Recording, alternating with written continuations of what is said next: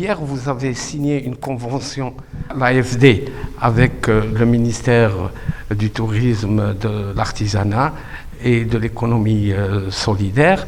Donnez-nous plus de détails sur cette convention.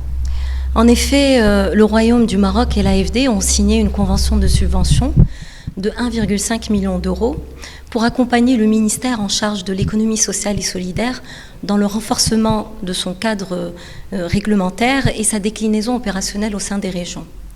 Alors cette nouvelle loi, dont les lignes directrices seront construites selon une approche participative, permettra de reconnaître le rôle des acteurs de l'économie sociale et solidaire et de proposer des dispositifs réglementaires nécessaires à la professionnalisation de leurs activités et un meilleur accès au financement et au marché.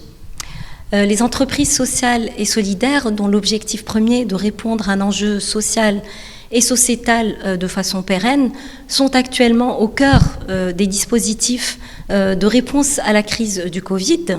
L'ESS s'est perçu en effet plus que jamais comme un vecteur de solutions pour faire face aux défis socio-économiques d'aujourd'hui et de demain. Le secteur de l'ESS permet en effet de lutter contre les inégalités et d'accompagner le développement d'une économie plus équitable et respectueuse de l'environnement. D'une autre manière, ça veut dire que vous allez aider le ministère à établir un projet de loi cadre identifiant les besoins et les objectifs du secteur de l'économie sociale et solidaire. Tout à fait. Nous espérons qu'à travers ces mesures d'appui qui seront définies dans la nouvelle loi, qui sera ensuite déployée au sein des régions, viendront renforcer la mission sociale de ces entreprises inclusives et aussi de leur apporter des solutions concrètes pour affirmer leur importance et garantir également leur passage à l'échelle au sein d'un écosystème plus intégré. Dernière question, l'AFD contribue au Maroc par combien de projets et quel est le montant ou le financement de ces projets?